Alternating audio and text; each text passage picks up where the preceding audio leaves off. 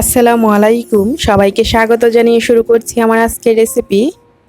আমি আজকে আপনাদের সাথে ভীষণ মজার একটি ঢেঁড়সের রেসিপি শেয়ার করব। এই ঢেঁড়সের রেসিপিটি তৈরি করা খুব সহজ আর খেতেও অসম্ভব মজার হয়। গরম ভাতের সাথে কিংবা রুটি পরোটার সাথেও খাওয়া যায়।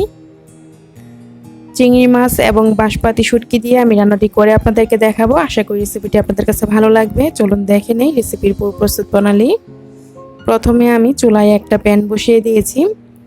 চুলাটা আমি হাই হিটে রেখেছি আর যখন প্যানটা গরম হয়ে গিয়েছে 2 টেবিল চামচ সরষের তেল দিয়ে দিলাম। তেলটা গরম হয়ে যাওয়ার পর মাঝারি সাইজের 2টা পেঁয়াজ কুচি আর দেশি ছোট রসুন 4টি কুচি করে দিয়ে দিলাম।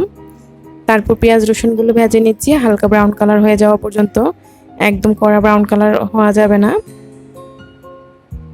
তো এভাবে নেড়ে চেড়ে ভাজতে ভাজতে যখন ঠিক এইরকম হালকা ব্রাউন কালার হবে, এই পর্যায়ে আমি চিংড়ি মাছ অ্যাড করে দিব। আর আমি চিংড়ি মাছগুলো কেটে কুটে তারপর ভালো করে ধুয়ে পানিটা ঝরিয়ে নিয়েছি। এখানে 150 গ্রাম চিংড়ি মাছ, দেশি চিংড়ি ছোট সাইজের। তারপর চিংড়ি মাছগুলো দিয়ে এভাবে নেড়ে চেড়ে দিচ্ছি আর চিংড়ি মাছের কালারটা পাল্টে যাওয়া পর্যন্ত অপেক্ষা করছি। তো চিংড়ি মাছের কালারটা যখন ঠিক এরকম হয়ে গিয়েছে দিয়ে দিচ্ছি এখানে 6টা বাঁশপাতি শীতল শুটকি আমি ভালো করে ধুয়ে তারপর পানিটা ঝরিয়ে নিয়েছি। আপনারা চাইলে ঠিক এই পর্যায়ে বাঁশপাতি শীতল শুটকির পরিবর্তে চাপা শুটকিটাও দিতে পারেন, পুঁটি চাপা শুটকি দিয়েও করতে পারেন। তো শুটকিটা দেওয়ার পর এইভাবে নেড়ে চেড়ে 2 মিনিট ভেজে নিচ্ছি যাতে করে শুটকির কাঁচা গন্ধটা দূর হয়ে যায়। 2 মিনিট পর আমি এখানে লবণ অ্যাড করে দিচ্ছি স্বাদ অনুযায়ী। 1 চা চামচ হলুদ গুঁড়া দিয়ে দিচ্ছি আর এখানে 2.5 চা চামচ মরিচ গুঁড়া দিয়ে দিলাম। 1 চা চামচ ধনিয়া গুঁড়া দিয়ে দিলাম। তারপর অল্প একটু পানি দিয়ে দিচ্ছি মশলাটা কষানোর জন্য। পানি দিয়ে মশলাটা কষালে কালারটা ঠিক থাকবে, আর পানি ছাড়া যদি মশলা কষানো হয় মশলার কালারটা কিন্তু নষ্ট হয়ে যায়। কখনো তেলের মধ্যে মশলা কষাতে নাই, অল্প একটু পানি দিয়ে কষালে মশলার কালারটা খুব সুন্দর থাকে। আর ঝালের পরিমাণটা আমি যেহেতু বাড়িয়ে দিয়েছি, যেহেতু শুটকি রান্না করছি, তাই আপনারা আপনাদের পছন্দ মতো ঝালটা কমিয়ে বাড়িয়ে দিবেন। তো আমি কিছুক্ষণ কষিয়ে নিচ্ছি আর কষানোর সময় যখন শুটকির কাঁটাগুলো আলাদা হয়ে গিয়েছে আমি এভাবে বেছে ফেলে দিয়েছি। শুটকির কাঁটাগুলো কিন্তু আলাদাই হয়ে যায়, তাই বেছে ফেলে দিতে হবে। প্রায় 4 থেকে 5 মিনিট কষানোর পর আমি এখানে ঢেঁড়সগুলো দিয়ে দিচ্ছি। আমি ঢেঁড়সটা আগে থেকে কেটে নিয়েছিলাম ধুয়ে, তারপর ঠিক এরকম পাতলা পাতলা করে কুচি করে নিয়েছি। তো ঢেঁড়সগুলো দিয়ে দিচ্ছি আর ঢেঁড়সটা দেওয়ার পর কিন্তু কোনো পানি অ্যাড করা যাবে না। এখন আমি নেড়ে চেড়ে তারপর ঢাকনা দিয়ে ঢেকে রেখে দিব। আর এই পর্যায়ে আমি চুলার আঁচটা রেখেছি মিডিয়াম আঁচে।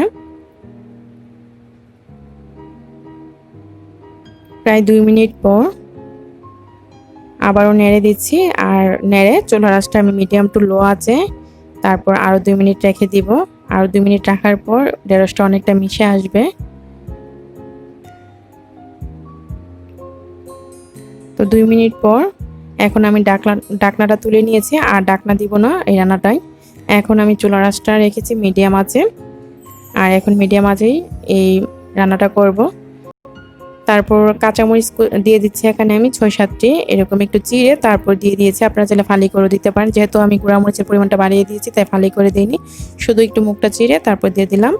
তো নেড়ে চেড়ে দিচ্ছি, একটু পরপর নেড়ে দিচ্ছি।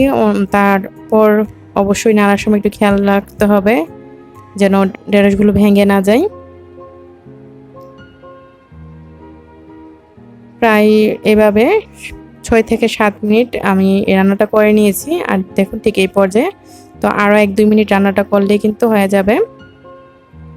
তো এই যে দেখুন প্রায় 8 থেকে 9 মিনিট পর ঠিক এই পর্যায়ে চলে এসেছে। তো আমি এখন চুলাটা বন্ধ করে দিচ্ছি। তো রান্নাটা কিন্তু হয়ে গিয়েছে।